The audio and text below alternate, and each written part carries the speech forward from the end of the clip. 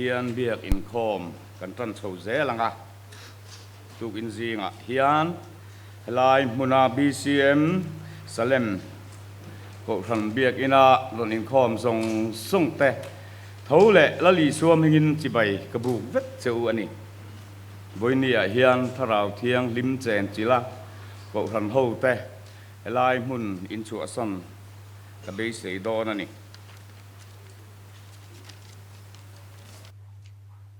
pathian thu thiang lim kilo ngai thang luka bung song pakhat hei kan thu pui mil ve deuh tur o mang karon zon ve ania thu hi tha ka ti hle a luka bung song pakhat chang somni pariat thu te hi kan chiarang ani ero chuan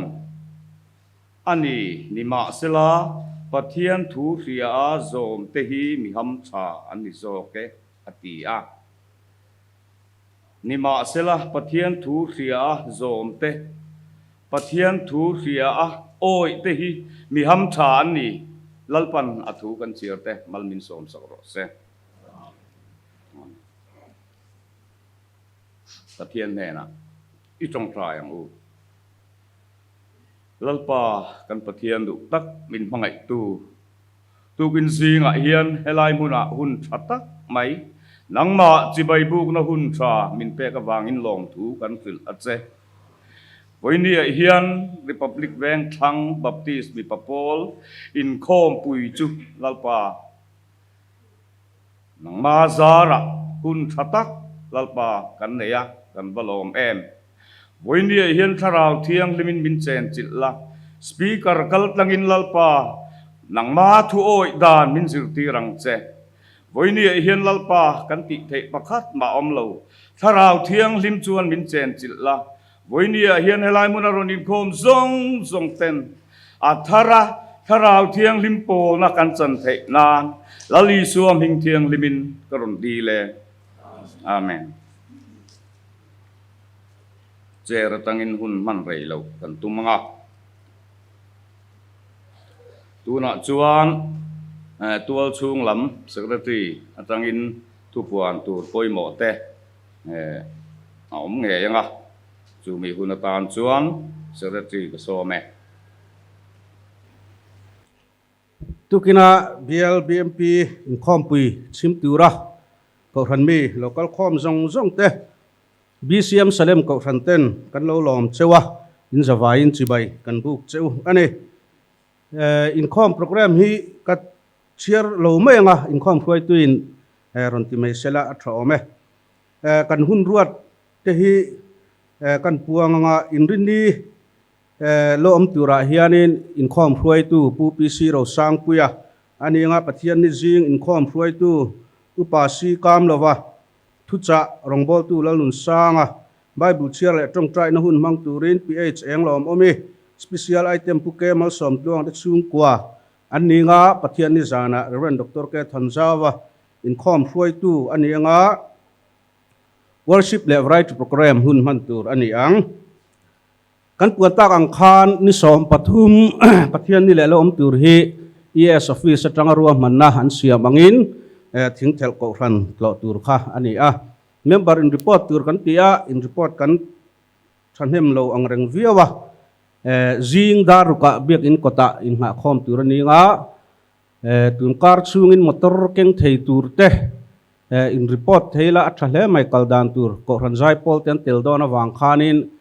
akal na tur ko ran committee in angai tu mai tura ngai la atrome ten hey in khom pui bial in khom pui BLBMP in khom pui kan han dol a ko ran ho te tlai lama choi tur khan kan lo in buat sai ve a tu ma holovin tlai lama ko ran in po nan te po member in po nan te po atha a chuwang chuan holovin choi thu ula kan du hle maya khatiang ang choi thei tur kan omani chuan reception counter asan kan in report anga kan lo sim dar don che uni holo wat choi tur khan kan som mol ani ti chuan thole ni riat thasom pakhat hian zingkara ko ran committee ko ani a kan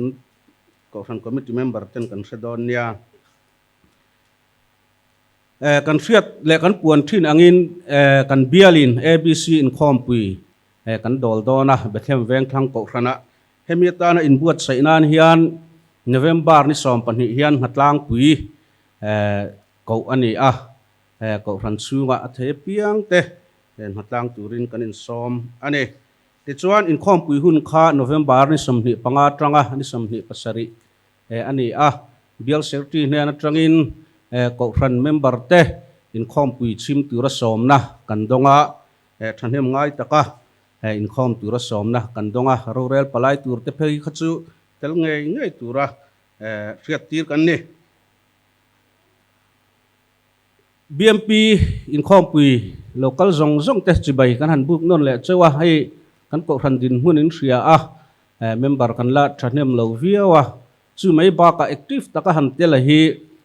kan tam hlei thei lova chuwang chuanin mikhwal handon son le engani in khompui hrim han organize chung changa bial hruai tu te emo member te atangin in du khop lo deuh lai te po kan nei in kan ring kan din hun kan enin min threthiama hlim taka pathian chi bai bu ka hun mang tur khanin kan han ngen le chewa amai ro chu tual chung BMP te chu arin buat sai na sa ve hle maya an phak tok tak meu an chu ave a hei ro hi chu min hriat pui kan be sei ani ken unit tin BMP unit tin te kha minute bu reception counter a son lam tur oma secretary ten in khom bana kan lam chun jom don nia le kan in khom program na tiang hi ani a hruai tu hi PC lal thiang lima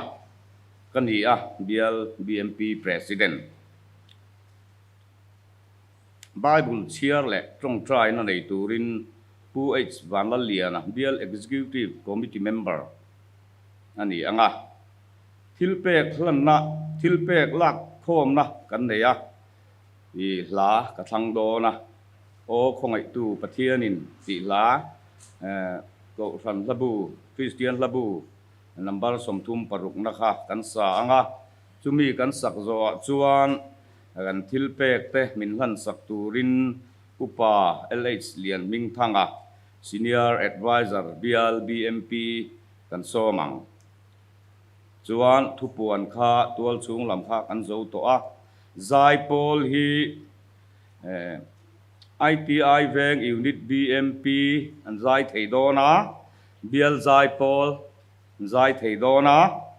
Bethlehem veng thlang unit BMP zai pol an zai theidon boka tin BCM Salem ko ran zai pol te kha zai thei tura kangaya zai theidon em kha theyang mo chu tiang chuan kan program kan mangdon ani chumi zo chuan speaker rin thu cha asoi to don ani speaker puta hian bial zai pol zai tur hi kala na anin bial zai pol te zai turin so mga rem chang ati huna ole tuna chuan Bible chiar le trong try na hun mang turin pu h valaliana bial executive committee member ilu so mang pathian thu chiarin lungai thang Ndiute ronomi bung som ni pasari mun ya chiar ka duwa Samuel pakhatna kan chiar bokanga bung som ni pasari chang som thu chau hi chu wangin lalpa in pathian thu chu in oi tur ani a voina thu ka pek chu ka thu pek a thu pek te le a dan te chu in zom tur ani tin Samuel pakhatna bung som panga chang som ni le pani na tin Samuel chuan lalpa chuan lalpa thu zom chu alom angin halral thil hlan tele in thoi na te hi alom em ni ngai te in thoi na a in thu oi chu a tha zoka beram pathau a in a thu pom chu a tha zo ka ni pathiam ma ku ni tong chai mu lalpa kan pathian du tak mi mangai tu voini republic veng thang pasor bial bmp in khom pui ro pui tak mai hun tra hun lom om nangin in pe van halom thu kan lon soya voini kan hun song song hilalpa i ku thiang ma kan hla na helai mun aron in khom nang ma che bai buk tu song song ta thin lunga nang lal berla i thu kan oi theina turin nangin min puyang che chung chu kan lalpai sok si start migin kan ron dila amen UH Vandal liana kan lo me tuna chuan thilpe khlan la kan lo nei do nanga chumi ma chuan Christian labu number somthum parukna o khongai tu pathianin kan thin lung chunga ti la kha kan sanga he la hi ka han du em na chan pakhat chu achang li na hian achang thum na hian o ke mi sual bo nu hi a khongai na zara pathian khongai na zara hian ka chan hi avatam em ka ti a voini hian kalom thina ni pathian khongai na zar hi avatam em voini hian ring tu ten pathian khongai na zara kan don zong zong atam alu ama fakle la zaya lam tur kan diringot mai ti hi karil ruwa hian puan chua ve tu lani ole kha la kha kan sak zo a upa h lian hing thangan student advisor in kan thil pek te min lan sak don dia dingin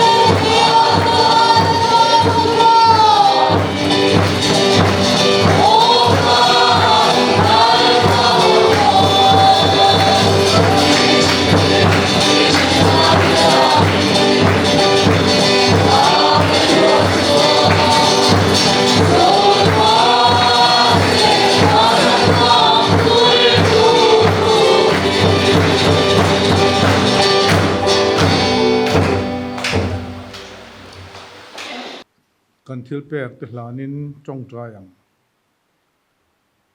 mi fing mi khin na hian angai tu chuak zolo wachaka chandam tu thuru khi til hasiam tu chuan lo siama lalpa mi sual bong nu chatona boral turte leilung pian main if papai so krista fa min thana wangin lom thu kan sil cheni har san rang rang wangin BLBMP in khom puite kan ban theloi nu in lalpa tun huna hian Republic Bank thang Baptist mi papol in khom pui voilina lalpa lo taka mang themi siam wangin lom thu kan sil cheni in thiang himalalpa kalnu kalin himal som na kan don tam tak zinga tangin thilpek kan rem chanang te he khom puin bo sai na sen sotan kan la khoma heng thilpek kan la khom te hi manani na tura trangkai taka min man saka ke mani petu tan po mal som na lo ni thein turin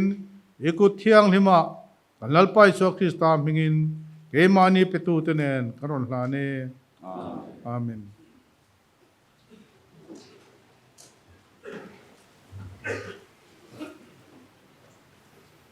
อันรวมโดนเจ้าเว้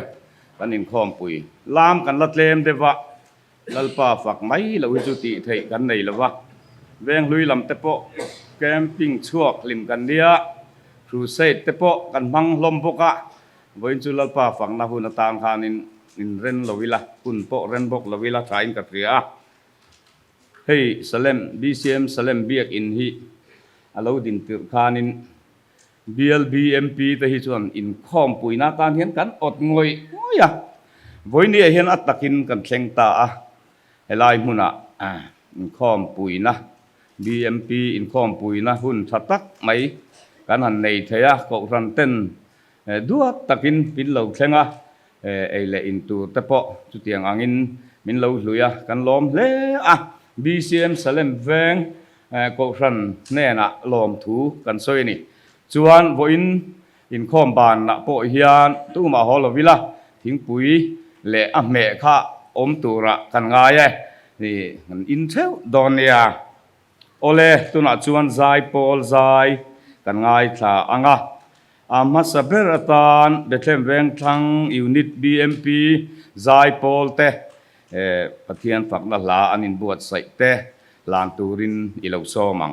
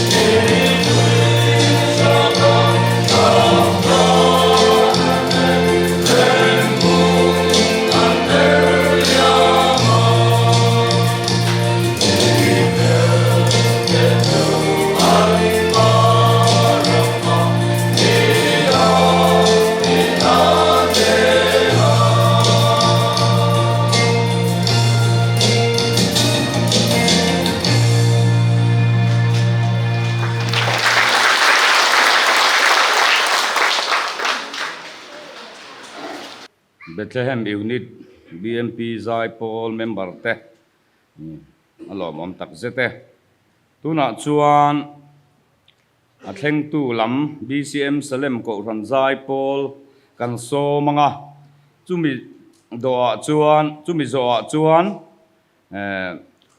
ITI veng unit BMP Zai Paul te kan zai chun zom ve le anga ti chuan BMP te kan zai zo BL to pastor speaker nena hun pumin kan lan to don nia chuan BL Zai Paul kha akawatan kan ham zuat bok ani tuna BCM Salem ko ran Zai Paul lo zai se ain to tin BMP ITI don zai ve le ngal don nia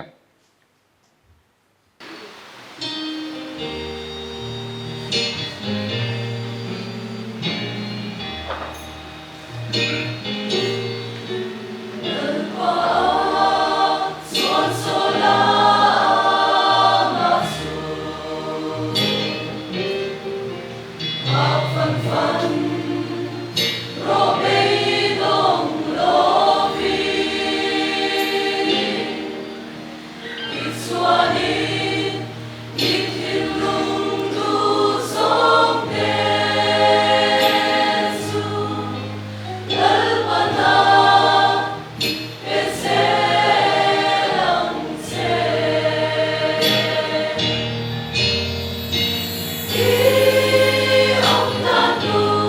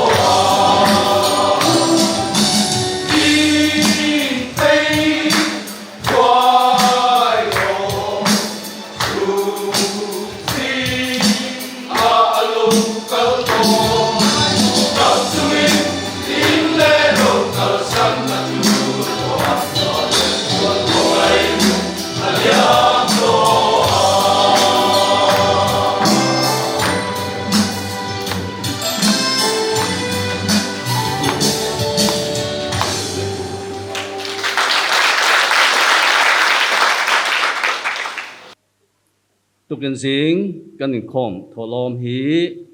cheng sáng sari zaruk somli panga sáng sari zaruk somli panga ani e petu zong te lalpan mal som churo se amen in ngai tua ve thinim ka helova ti hian kan soi tiang ti chuan adik na khachu nang mani kuta khan mai sela mizo mi pa te hian mizo nei chia te kan tukin kan sia em kan thin lung lama hian kan thu hnuaya hian kan da a anuna nun na konga hian kan pha em ti te hi in ngai tua ve nga yem tin kongsan program hian mei chia te hi tlem chuanin kan phalo de vem ti te hi thil ti sang sanga hian han ngai tua chin taila khovel thil YMA te local council political party at hian chuan mei chia chu ti hian kan la op thei deuh hleka ti chuan kan thun huaya hian an ang hian kan sia amai ro chu kan tun lai khovela hian ko than lama po hian kan phalo de vem mi puima kan ding kan chevela po hian mi pap ke kortlang hi akhur che zok tlat je engwange kan ti chuan tharau lam thil ania ko than program hi tharau lama hian kan mei chia te a hian kan pan deuh ani mai the mi puima po hian kan sam ma tlak BMP an din chan tirvel lai te han ngai tua chuan mi puima zai tura an rom din chu hian ti hian lokala kar tui me tian ti ut mai ni ti hian phowin mo mi puima din po hi ko ran ma hian kan thiam mang tlat lo engwang nge ti hi ka ngai tua a chan ni pera ka hiat chu trong try nalama ti hian kan that chesia ten tharau lam nun konga hian kanin tlan siak lo maya chowang chuan pathian le ko ran ho ma hian zam lo thei kan ni lo keimani lama hian lovin bua sai nei kan nei lo lo amai ro chu kan ti tiang ko ranin nen kolna chuan hei rongbol tuin thlan kumania rongbol tu kanin thlang dona BMP atang khan candidate khain tamle berdon ani in tharau nun la hi ti hi ni sia a tha le thalo kha chu ka sui lo wa chuwang chuan mi zo mi pa te hian te sa le thara wa hian kan mei chia te piala ma hian ke pen tiang u ti kha ka sui de fok do ni pathian thui kan oi tak tak ani chuan ni za na han kan sui tua kan nu pui fanau te hi an tha muang pathian thui kan oi lo em awangin tun din mun he kan nu pui fanau te hian an chang zo ta te hian mi palam kha hanin pu ngot mai tiang kan ti sual tam pui lo wang chu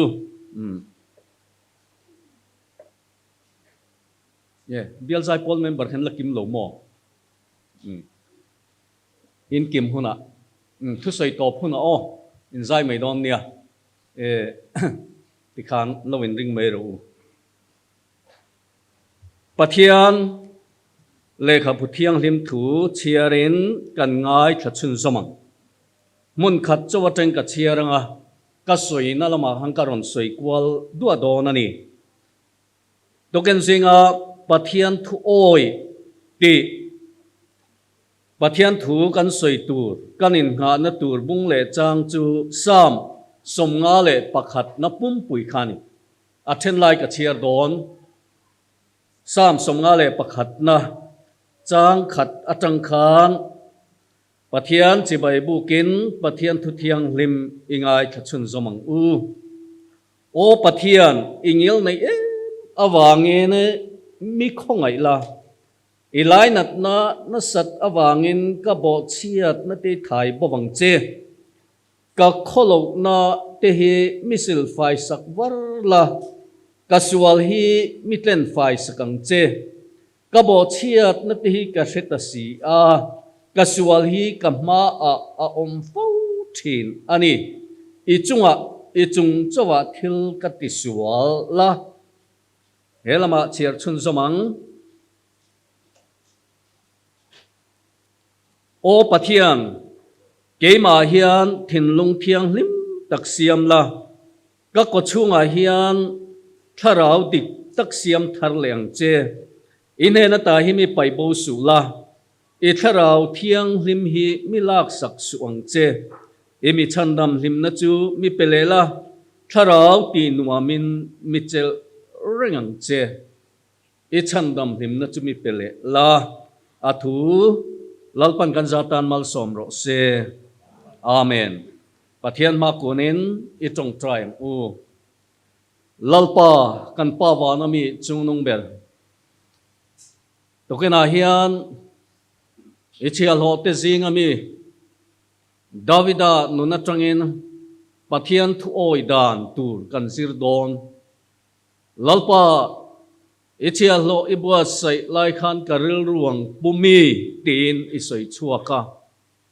ti chuan riak ithia lalpa nun konga ilom lo hle thin ani chowang chuan a chung ko chunga na sa takin thu isoya token singa hian lalpa ichial lo sim na awanga a chunga ilom na tikha keini BMP members te ko ran mi pui te ne na hian a tharin min ron siat tir vele la tharau thiang lemin I thu kan oi nge theina turin a tharin thu ron soinon le ang che lali suwa Krista mingin kan di la che amen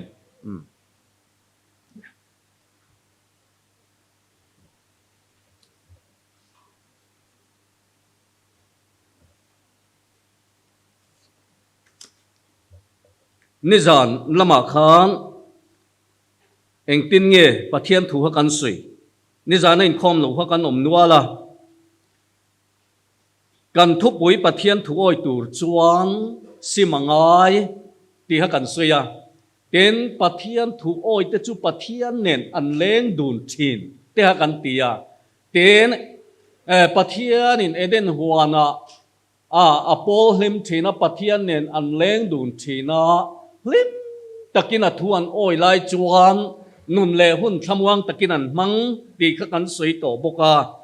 te chuan khami kan soi chun zom na khan pathian thuan oi lo wangin ตีเสอมินอันอมตาตีค่ะ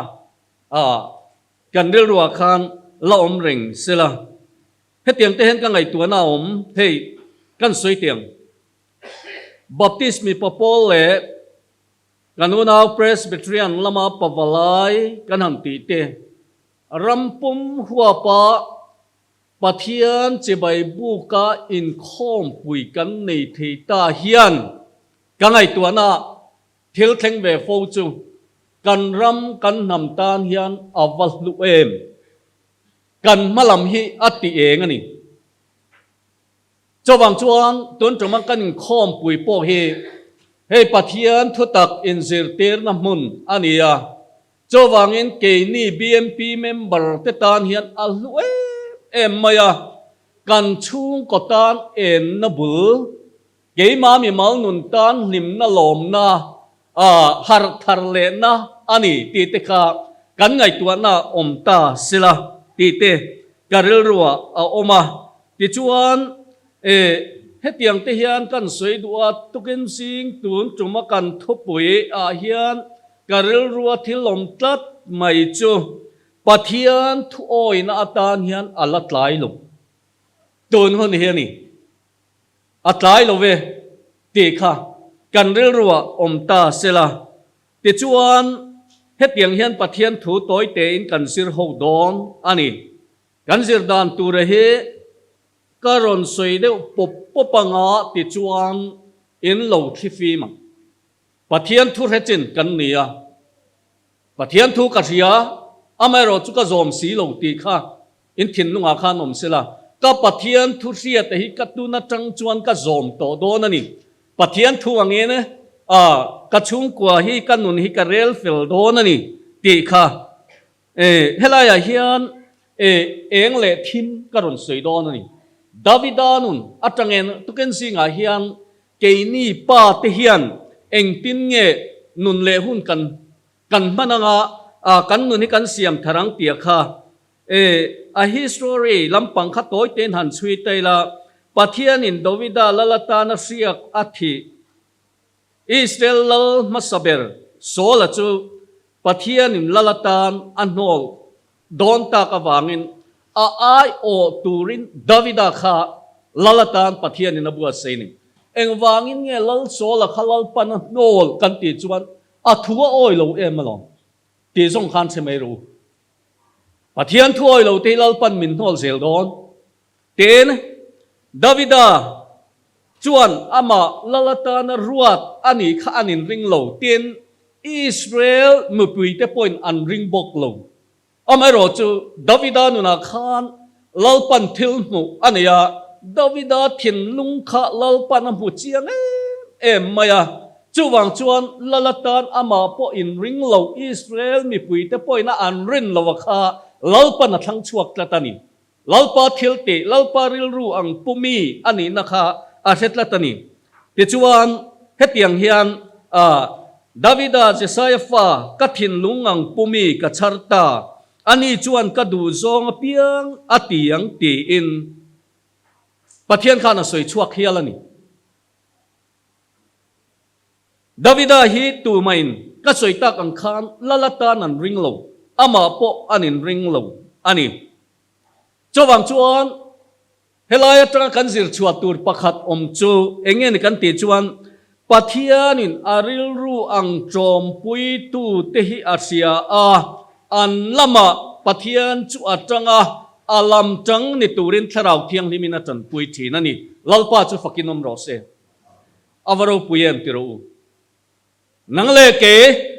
ลลปาละมาเห็นกันจังอันนี้จวนคริสตาริลรูปุตุรักันินบัวใส่อันนี้จวนเฮกันดูนะเฮกันปุดเซลนะจังเฮียนลลปาจวนนังเลเกฮิมัลมินสมไม่โดนฮิอโลนีมิสิงินปอนลำลันดานกันเนนเทนลลปาโรจวนเทนลุงลำเอ็นเทนเตียค่ะตุกินาเฮียนกันเทนลุงอาคารอมริงตาเสละเฮเตียงเฮียนกันสวยเตียงดาวิดาขันอันนุนอุลุกโลกันตีไบเบิลตรงคำเดียวเล็กอาไม่รอจู to ken zinga chuan Davida khan pathian thua oilo awangin tin in ngai tuana khan omsela pathian thu Davida khan a oilo awangin pathianin tun he na nge na thana mangen Davida he na khan eng thu nge soi kan sia tura chu karil ruang pumi ka charta ati lai khalo thei hil reng reng su khamia chang khan he lai thui kan soi don ani helai a hian pathian thu oi lo awang khan eng e lo thleng ta na thanan eng thu nge puan ta kan ti chuan a pathian thu oi lo da na kha tam tak te sing mi toy te in tlem ten kan soi lang duwa urian upui anei sakawangin khan dai chuan i chung kwa a na satakin thu a soim i chung kwa thil a thlen ti rang ati urian upui laka a thil ti dan chu kan fialom den heta apasal thin huwa anei dan thleng khan kan fia a engkin nge na thanan na ti kan ti chuan i chung kwa nge atangin i chunga thil thalo alo thleng don ani pathian thu oi lo poizia ten imit mu nge ya inupui chu kalak sang che ten chu mai ni lovin i veng te ka pe anga chun eng lai nge yin an mut puyang an soi sa ang mi padang atimak ma pathian thu oi lo hi wa poi don em nang chuan arukin thil iti kiro chuan Israel mi te song siata ka thu oi lo wangin i chunga hian ro karel ton ta zol nei na thana mangin anin puang chuak tlat mai helai a hian a history lampang khatoi ten an soile tela lal solan tha tuma ai ma en ama thil ti sual khan Davida chu asoi na sa zokani a pathian thu oi lo khan anun asoi na sa atuar tak zetan chowang chuan ania pathian thui oi tur kan ti hei tam tak chuan kan se to lo mai theya kan pastor Baptist ko from tana RC engro pui tak te singami kan ti Reverend Dr. H.S. Luayakha interview na Adam Lion anh khom thei to lo nuwa akhum ma bula an neya chuta an zo na chu enga tinge kapu hetiang tak me kan ram hi atluk chiat tak le enge i mu dan ingai dan tia kan ram kan nam hetiang tak maya kan lo om na chan hi chu pathian thui kan oi lo ta mani pathian thui kan oi lo zel ani chuan tun ai na sa jok te po hi kan ma hian kan tok thiani chu bang chuan pathian thu oi hi apoi mo em ani ati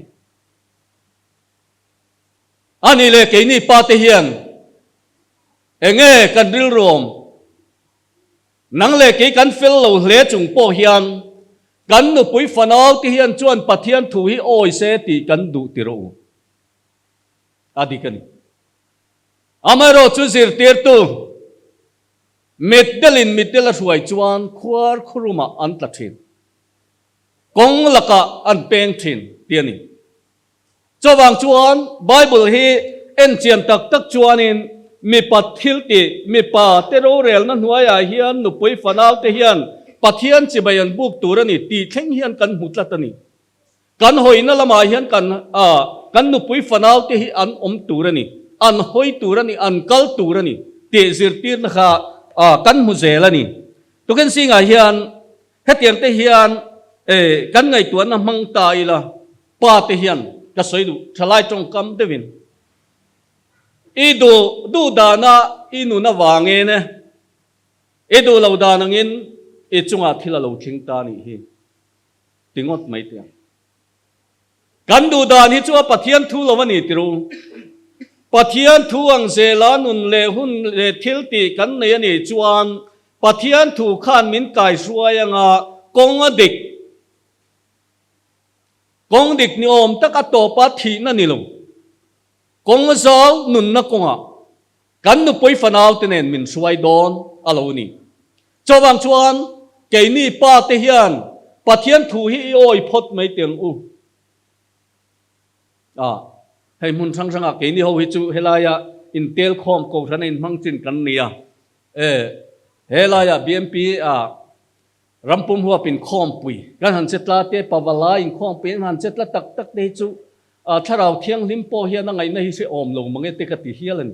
kan mol mang lu tu tharau lama hian kan pan lu tu helaya menar se lo khop hian kan nun hi kan lo om to helaya ni china kan seng te khan zai pol han chuawa ni khwa te biakin vel han che tlat na te engamo kan thil ti na re re hian KNP nau pangin khom pui poi kan tluk lo ta em ni helaya kan zai zo chia zule muam kha ari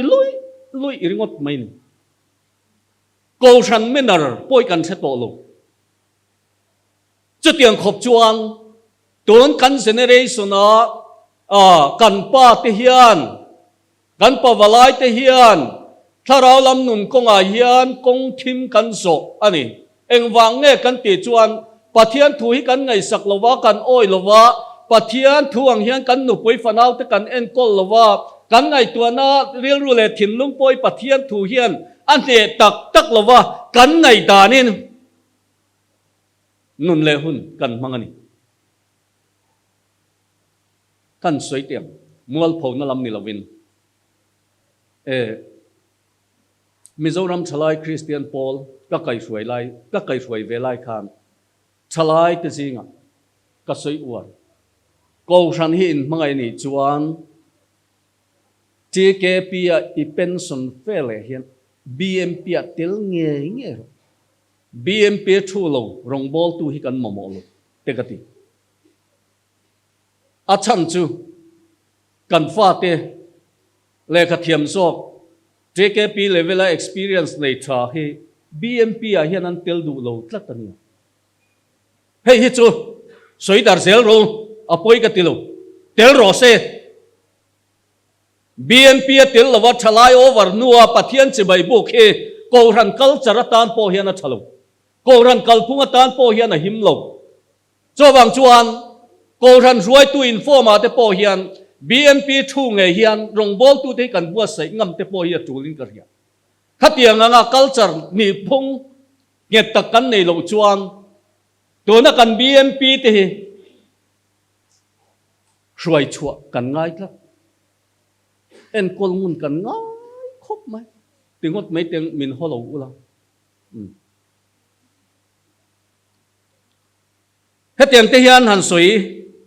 chun zom tai la Dovida kha adu dan anga nuna man nuwa khan chunga thil theng chu kan soi tak ang khan nang poi ni sia ke pon ka hiat bel chewani chawang chuan pathian thu kha oi tak lo em awangin chunga khan ka tiang khan thila theng ta lalpan Dovida ne na lo sil to angin chung kwa chu a khoi tange ya eng tin nge a khoi kan ti chuan nonan afarnu tamari amut pui tiani kha pathian thuoi lo wangani ti kha lo chin chiaru tiana do adang le chuan tamari thawang haven Absaloman unau pa amnona atha chongkwa indona achuak lui mai Absalom chu apa laka a helzuya apa ayalal ni turin Hebrona a hoten lala an puanga chu tiang chuan an chungkwa kha broken family ake dar chevek kani chu tiang chuan apa tha tuma a nalama Absalom kha amak ve khop mai helai hi shuin hoka atanga ti chuan Davidas paiten an thatta tiani kha kan Bible he ngun takenen chian chuan zenein thil top ber le thil thiang lim ber zia na bu ani chawang chuan voina hian Davidan anun na pathian thua oi lo wangin khang thil song kha achung kwa theng ta ni zana han kan soi lang zewa voin nia kan ram kan na mahar sat na bo chet na sual na he kho tlang sual na buai na social evil kan te he khoya tanga lowin chan nge kan ti chuan sual le thil ti awang ania ma se kha sual le thil ti na man ruwa khan ke ni pa te min mangin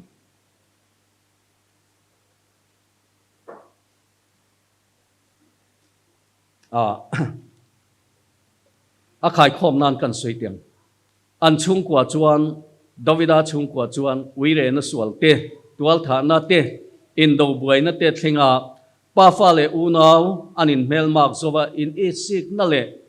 lal na le thu nei na chan tumin sum le pai thleng ro thleng khan anin chu buai ta vek mai ni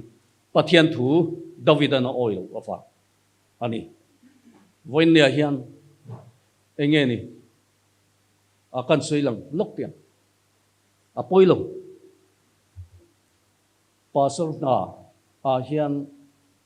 thil khir deuh mai pastor hovina kan to fo chu u le naw nu le pa ina fel taka andam laya ram leilung an nei pathian mal som na an don khami ro kha sem man lo wa thi thut thian tam mai ti chuan u naw ti kha anin chuwa mo an ron ponga mel siat an nei that phei chuan tiang khana kal duai mai chu kan ram din hun hin chu wangin pathian thu atang lo hian chuan engma hi chin fel thei ani lo sarkari nang tin nge ngai dana nei kan ti chuan sarkar chuan stay order a peringot mai ni kot sang so kan thlen don chuan status quo atile ringot maya chu eng wang nge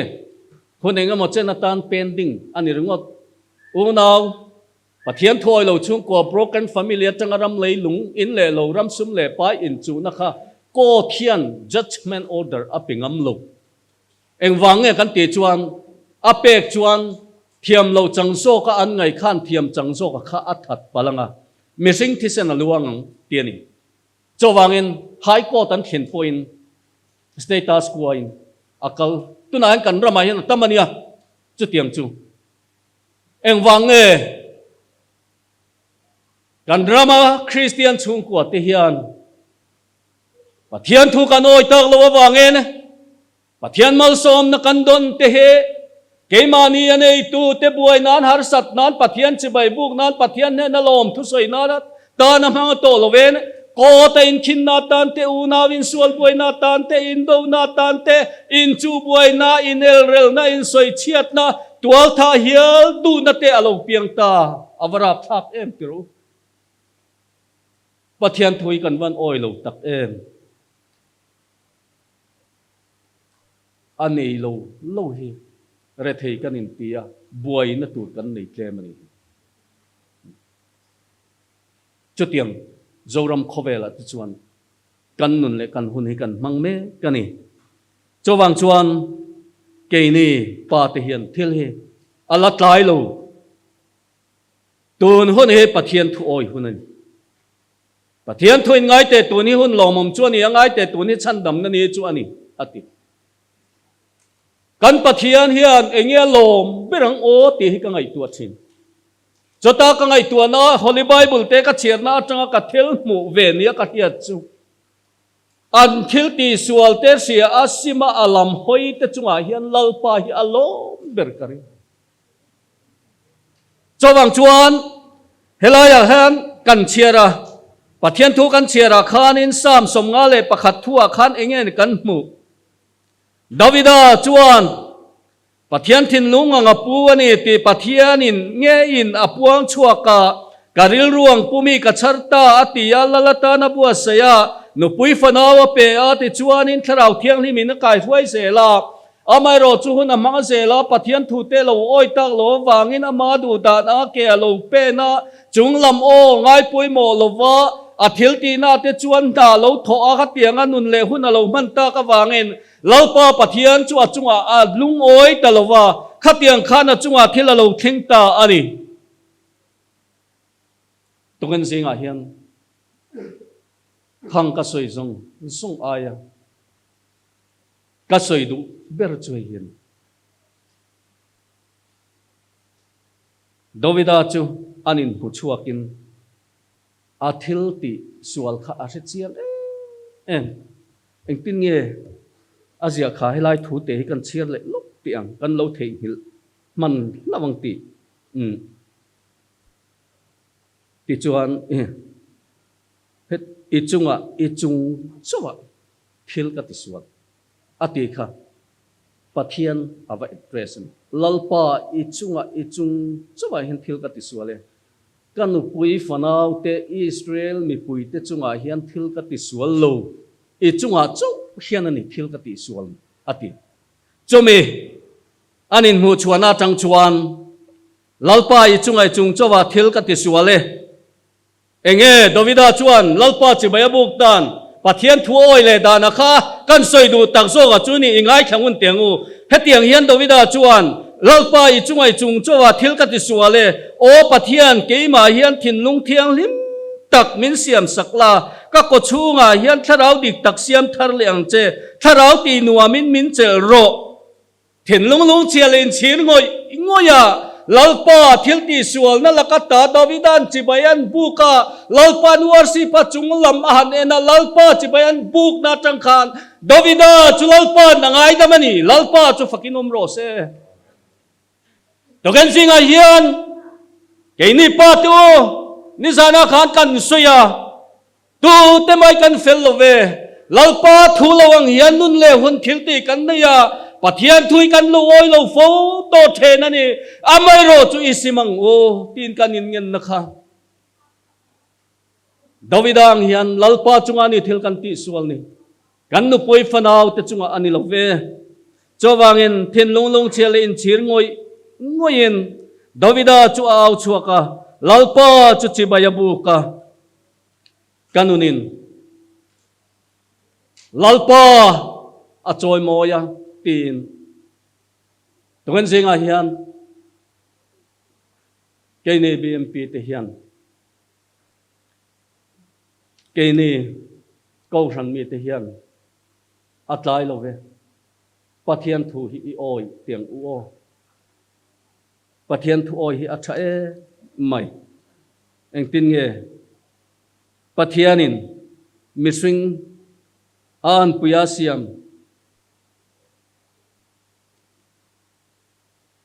ama anga nun manga alom song tia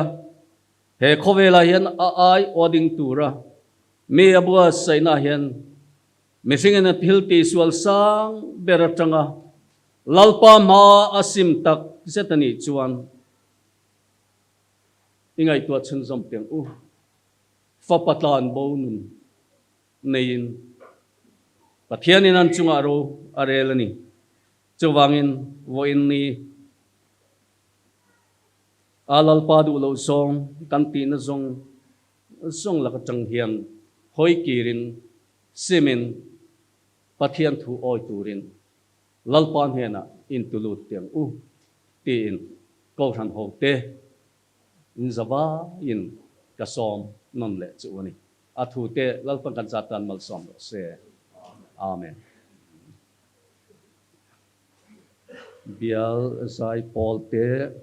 anin pe chuan zai rong pol na nei turin kan som anga ot khan ron chuak ula hey bial zai pol te he sipuya wangin duangin bialin kanen kol lei thei lova apoi pokativia wa bial zai pol din hun hia sang ani chuang bial zai pol tin hen apo hen kan ho tu ten an soi thin tong try tam ula in pe ula tharau thiang hlim thuang zelin zai pola hian tel turin in bua se zel roti te hian ngin na te kan siam ani le zai turin lo song Hãy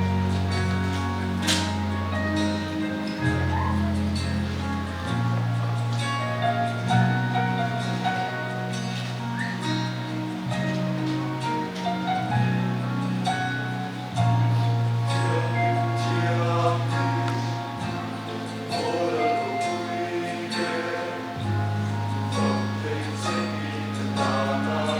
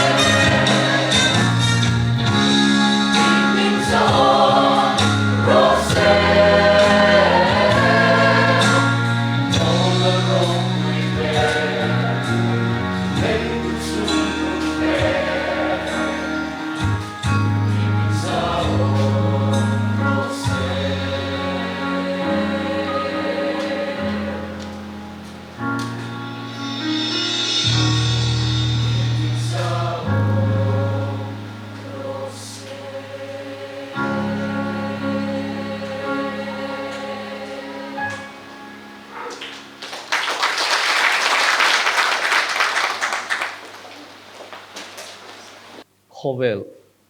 Sunday School ni ania hey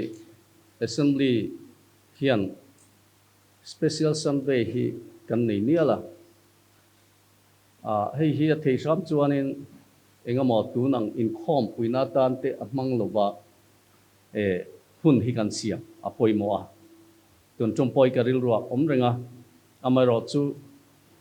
hei kumin poi kan labuai chhode leka sipuya wangin chu wang chuan Howell Sunday School nia tiang te hian hun kan manga pathian choi moinan kan manga tha amairo chu kum le tang te chuanin special Sunday nek voi lo songa hun man te poi kan tum turangai la ti kha kan soilang lokani chu pathian kan fakle choi moi honan Christian habu number somrukle